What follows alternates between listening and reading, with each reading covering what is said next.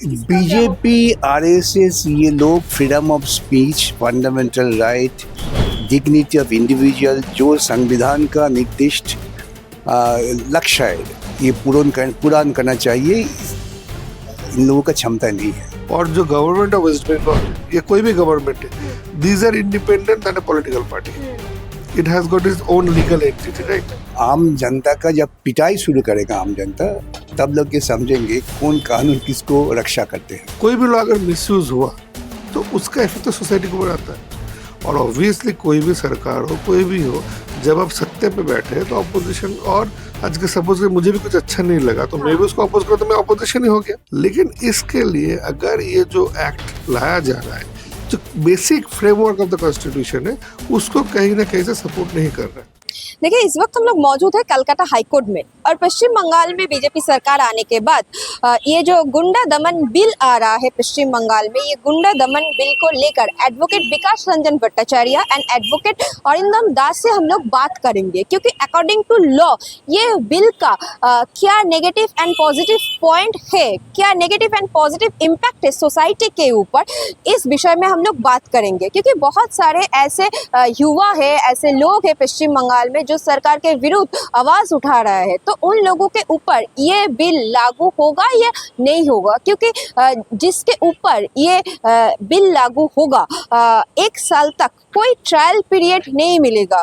Non bailable offence में उनके ये जो जिसके ऊपर होगा वो अंदर आएगा, जेल के अंदर आएगा। तो चलिए एडवोकेट के साथ बात करते हैं और जानने की कोशिश करते हैं ये बिल का क्या नेगेटिव एंड पॉजिटिव साइड है।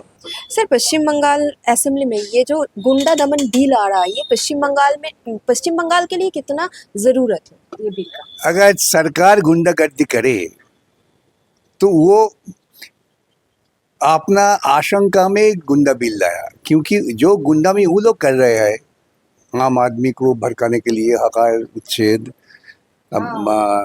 झोपड़ीवासी जिन लोग उच्छेद कर रहे हैं, इसका खिलाफ आम आदमी, ज्यादा से ज्यादा हिंदू लोग, ये लोग बहुत पीड़ित है और ये लोग संगठित हो रहे हैं। इसी डर में उन्होंने ये बिल लाया।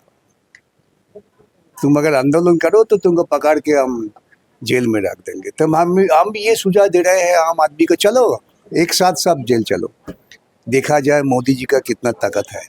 बट सर, ये जो फ्रीडम ऑफ स्पीच है, बीजेपी आरएसएस ये लोग freedom of speech, fundamental right, dignity of individual जो संविधान का निर्दिष्ट लक्ष्य है, ये पूर्ण करना चाहिए। इन लोगों का क्षमता नहीं है। ज्योति बाबू ने एक दफे बताया कि ये बिल्कुल अनसिविलाइज्ड पार्टी है, बार्बरिक पार्टी। तो वाजपेयी जी ने पूछा था ज्योति बाबू को, आप क्यों ऐसे बताते हैं? तो ज्योति बाबू बताया, क्या करें, आप जो काम कर रहे हैं ये अनसिविलाइज्ड काम है। BJP uncivilised political party. और सर, ये ऑपोजिशन का जो वॉइस है, ये जो पूरा दबाया जा रहा है पश्चिम बंगाल में, मतलब ये तो पूरा डिक्टेटरशिप हो गया ये बिल आने के बाद। तब क्या होगा? मतलब हर दुनिया में डिक्टेटर कभी कभी सोचते हैं कि मैं ही राजा, लेकिन प्रजा का जब ये पलटा हमला होता है ना, जिसको हम कहते हैं रिएक्शन, तब राजा जंगल चला जाता है। ये बीजेपी नेता देखिए, अभी अभी जंगल में जाके 2-3-4 दिन वो अपने को उसको जंगल राज के लिए एट्यून कर रहे हैं। आम जनता का जब पिटाई शुरू करेगा आम जनता, तब लोग ये समझेंगे कौन कानून किसको रक्षा करते हैं। और एक लास्ट क्वेश्चन है सर, ये जो ट्रायल पीरियड, 1 साल तक ट्रायल पीरियड भी नहीं होगा, मतलब ये जो बिल आने वाला है, तो मतलब इसके बारे में 1 साल तक कुछ नहीं होगा। उमर खालिद जैसा स्टूडेंट लीडर, वो भी जेल के अंदर ये बंगाल को जो जमीन जहाँ से अंग्रेजों का खिलाफ क्रांतिकारी संघर्ष शुरू हुआ था, जहाँ से हिंदुत्ववादी जैसे फंडामेंटलिस्ट हैं, जिसको हम कहते हैं हिंदू मौलवादी, इसको खिलाफ आवाज बंगाल से उठा है। आप याद कीजिए राम मोहन जी का, याद कीजिए ईश्वर चंद्र विद्यासागर जी का, टैगोर जी का, सुभाष चंद्र बोस, जिन्होंने बताया कि श्यामा प्रसाद जी को अगर आप हिंदू पॉलिटिक्स में हिंदू ऐसा आप तोड़ने का कोशिश करें तो पिटाई होगा। आने वाला दिन इन लोगों को पिटाई होने के लिए जिम्मेदारी ठहरना पड़ेगा। सर पश्चिम बंगाल असेंबली में ये जो गुंडा दमन बिल आ रहा है, ये बिल के बारे में मतलब आप लोगों का क्या राय है? एज अ कॉन्स्टिट्यूशन में ये जो है बिल है, ये बिल का क्या इफेक्ट होने वाला है मतलब सोसाइटी में? देखिए, पहला तो है अभी एक बिल आया है, इसका इफेक्ट तो आज ही नहीं बोला जा सकता, लेकिन ऑब्वियसली जो बिल के अंदर प्रोविजंस है, हम लोग कुछ भी बिल ला सकते हैं। अगर मैं असेंबली में है, आपका मेजोरिटी है, तो बिल तो ला सकते हैं, उसमें कोई दिक्कत नहीं है। लेकिन वो बिल कहीं से भी कॉन्स्टिट्यूशनल का जो मेन फ्रेमवर्क हो उसको हैम्पर नहीं कर सकता। This is a basic understanding. ये बिल में जो है, देखिए, एक आदमी हम लोग अगर क्या देखते हैं ना, नॉर्मली हम लोग क्या समझते हैं कि आज किसी को अगर हम लोग एफआईआर हो गया किसी के नाम पे, पुलिस ने पकड़ लिया, तो हम लोग क्या सोचते हैं कि ये कोई ऑफेंस कर लिया, कोई क्रिमिनल हो गया, लेकिन वो नहीं है। द इंडियन लॉ में एक ट्रायल प्रोसीड्यूर है, जिस प्रोसीड्यूर के बाद अगर मेरे अगेंस्ट में कोई एलिगेशन है, कोई एफआईआर है, तो पुलिस मुझे अरेस्ट भी कर सकता है, डिपेंडिंग अपॉन द एलिगेशन। लेकिन उसके बाद मुझे पूरा मेरा पक्ष रखने के लिए पूरा मुझे मौका मिलेगा। That is the constitutional right. मैं अपना जो भी है, मेरा जो भी स्टेटमेंट है, काउंटर टू द कंप्लेंट, मैं कोर्ट में जाके बोल सकता हूँ। कोर्ट उसमें सुनवाई करेगा, उसमें अगर एविडेंस है, डॉक्यूमेंट्स है, सब मैं जमा करूँगा। उसके बाद ये कोर्ट डिसाइड करता है कि आइदर जो ऑफेंस मतलब जिसके अगेंस्ट मेरे पास जो एलिगेशन है वो ठीक है कि गलत है। ये तभी हो सकता है। तब ये प्रॉब्लम है कि जो इसमें बोला जा रहा है ना कि सपोज कीजिए 12 महीने तक अगर कोई भी गुंडा का डेफिनेशन में आ रहा है, तो उसको ये प्रोसीड्यूर आपको नहीं देना पड़ेगा। तो वो मुझे नहीं लगता कि that is the constitution satisfies that. ये एक गलत बात है।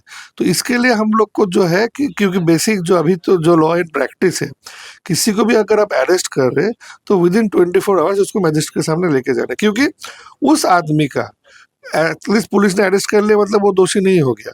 तो उसको अगर उसका फिजिकल हेल्थ, मेंटल हेल्थ जो भी है, क्योंकि एक लीगल सिस्टम में एक बंदे को अगर आपको कहना है कि नहीं ये जो आपके अगेंस्ट में चार्जेस है ये सही है, उसके लिए भी बहुत सा प्रोसीड्यूर है। क्योंकि जो इंडिया का कानून है, जो इंडिया का जो जुडिशियल सिस्टम है, वो क्या कह रहा है, बेसिक प्रिंसिपल क्या है कि अगर ऐसा कई सिचुएशन आए कि 3 गुनेगार छूट भी गए तो उसमें दिक्कत नहीं है, लेकिन एक जो बेगुनाह है उसको सजा नहीं मिलना चाहिए।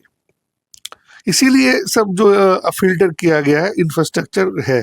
लेकिन अगर आप बोलेंगे कि 12 महीना बहुत होता है, 1 साल आदमी का जिंदगी बदल सकता है, तो ये 1 साल के लिए अगर आपको कोई डेफिनेशन में आ गया, और वो कौन सर्टिफाई कर रहा है, एक एसपी सुपरिटेंडेंट पुलिस रैंक का ऑफिसर, उसको अगर लगा कि ये थ्रेट है तो वो रिकमेंड कर रहा है, उस रिकमेंड बेसिस पे आप किसी को अंदर डाल सकते हैं और 12 महीने टेक्निकली विदाउट जुडिशियल इंटरवेंशन वो रह जाएगा। तो this is not in accordance with the constitution, because इससे क्या है, जिस कारण से लॉ को लाया जा रहा है, अगर उसका मिसयूज का चांस बढ़ जाता है। देखिए, मिसयूज होगा कि नहीं होगा तो टाइम बोलेगा, अभी हम लोग नहीं बोल सकते। लेकिन हम लोग जो देखे हैं, जो नॉर्मल टेंडेंसी है, उसमें क्या है, अगर कहीं पे भी चेक एंड बैलेंस नहीं रहा विद इन द लॉ, तो वो यूज से ज्यादा मिसयूज हो सकता है। मतलब सर ये जो ऑपोजिशन का वॉइस है ये तो दबाया जा रहा है, क्योंकि मतलब ऑपोजिशन ये जो गवर्नमेंट है उसके विरोध बात करेंगे तो ये लॉ तो देखिए, अब लागू होगा। ये लॉ लागू होगा कि नहीं, क्योंकि देखिए टेक्निकली ना ये आप नहीं बोल सकते, लेकिन हो सकता है। हाँ। क्योंकि टेक्निकली मैं क्यों नहीं बोल सकता, सुपरिटेंडेंट ऑफ जो पुलिस है हाँ, हाँ। और जो गवर्नमेंट ऑफ वेस्ट बंगाल है, ये कोई भी गवर्नमेंट है, these are independent than a political party. It has got its own legal entity, right. तो एसपी इज इंडिपेंडेंट अथॉरिटी, लेकिन इन्फ्लुएंस करेगा कि नहीं करेगा, जो हम लोग डे टू डे सिचुएशन में देखते हैं, वो तो बोलना अभी पॉसिबल नहीं है। लेकिन मैं जो बोल रहा हूँ, chances of misusing it is getting higher. So अगर आपको कोई लॉ इम्प्लीमेंट करना है, तो बेसिक जो आपको देखना पड़ेगा वही है कि इसका कितना कम से कम मिसयूज हो सकता है। क्योंकि कोई भी लॉ अगर मिसयूज हुआ तो उसका इफेक्ट तो सोसाइटी के ऊपर आता है। और ऑब्वियसली कोई भी सरकार हो, कोई भी हो, जब आप सत्ते पे बैठे हैं तो ऑपोजिशन, और आज के सपोज कि मुझे भी कुछ अच्छा नहीं लगा तो मैं भी उसको अपोज करूँ तो मैं ऑपोजिशन ही हो गया, राइट। तो ये नॉर्मल सी बात है। लेकिन इसके लिए अगर ये जो एक्ट लाया जा रहा है, जो basic framework of the constitution है, उसको कहीं ना कहीं से सपोर्ट नहीं कर रहा है। क्योंकि एक आदमी का जो बेसिक राइट है, हाँ हाँ, अब देखिए हम लोग के पास फास्ट ट्रैक ट्रायल सिस्टम है, फास्ट ट्रैक कोर्ट है, अगर ये बोला जा रहा है कि इस एक्ट में किसी को लिया जा रहा है तो 6 महीने में ट्रायल कंप्लीट करना पड़ेगा, that I understand, that is justified कि आप इसको फास्ट करना चाह रहे हैं क्योंकि ये आदमी जो है सोसाइटी को इम्पैक्ट कर सकता है। तो इससे बेटर है कि इसको मैं जो 6 साल लग सकता था, आदमी को फिर बेल मिल जाता, भी छूट जाता, उसको मैं 6 महीने में कंप्लीट कर दूंगा। तो that's a judicial process. But कुछ भी नहीं करके मैं इसको 12 महीने 1 साल रख दूंगा, that can not be supported under the provision as per my understanding. देखिए अब बिल है, एक्ट होगा तो उसका चैलेंज भी होगा, that is how the things work. Single bench है, डिवीजन बेंच है, सुप्रीम कोर्ट है, constitutional benches are there, the infrastructure framework of the judiciary is there, so definitely they'll cross check it।